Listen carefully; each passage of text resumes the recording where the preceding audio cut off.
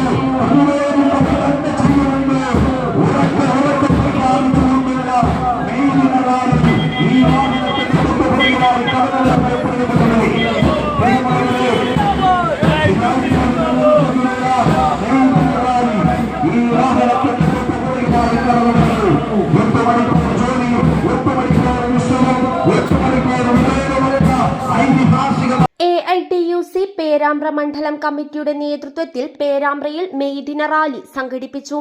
യത്തീംഖാന പരിസരത്തു നിന്ന് ആരംഭിച്ച റാലി മരക്കാടി സ്ക്വയറിൽ സമാപിച്ചു.